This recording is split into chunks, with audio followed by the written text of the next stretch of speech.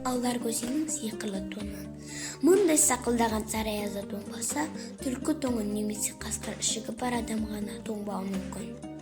Ал алдаркөседе ондай тон жоқ. Ол шұрық, тесік, жаман тонмен күн сайын іші бөле жаздайды. Бірде ол шапан далада шортып келе жатып қатты тоңады. Алдаркөсе өз атын қанша қамшыласа да, алдаркөсенің арағаты жүрмей қояды. Жаман ат жолдың соры. Әлі біраз жүретін шығармын. Иттердің де үргені естілмейді дейді. Қақаған далада қаты бөлмесем жарар еді деп ішіне сөйлеп келе жатып, кенеттен алдына бір аттылы адам шығады.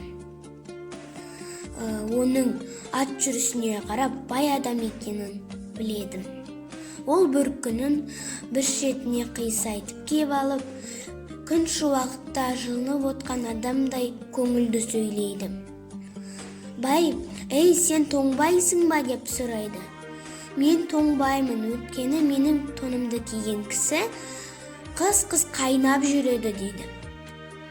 «Мүмкін емес» дейді бай. «Көрмей тұрсың ба?» «Көріп тұрмын». «Көретін несі бар?» «Көріп тұрмын ғой» дейді. «Шұрық тесік» дейді. Мәселе сол шұрық тесікте дейді. Бір тесіктен кірген жел, екінші тесіктен лып етіп шығып кетеді дейді. Бай бұны естігеннен кейін, мынаның тонын қолыма алып алсам деп армандайды.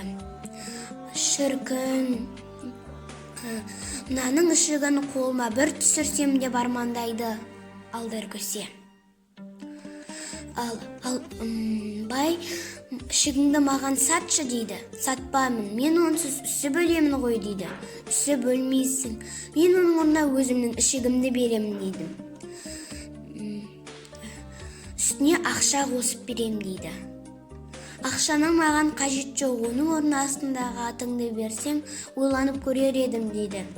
Қуанғаннан бай бірден келісе салады.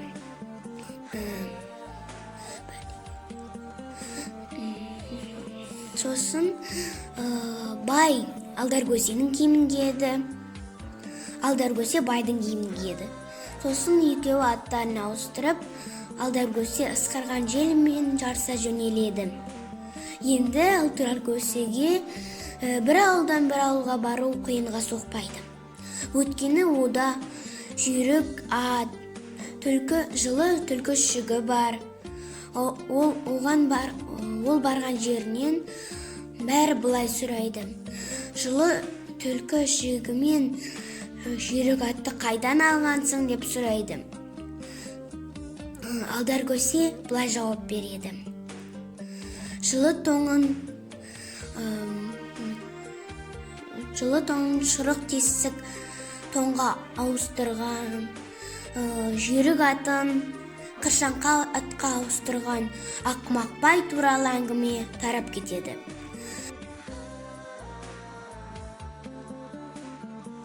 Қожанасыр туралы хикаялар. Хан Қожанасырды шақырып алдына ақша қойып былай дейді: «Мынау бір сом мен бір тиын, осының қайсы көп, соны маған айтшы» дейді хан. Қожа ойланып: «Әрине бір тиын» дейді. Таң қалған хан: «Неге бір тиын? Себебін маған айтшы» дейді хан. Қожа былай айтады: «Өйткені бір сомда 6 әріп бар, ал бір тиынде 7 әріп бар. Өзіңіз айттыңызшы, 6 көп пе, 7 көп пе?»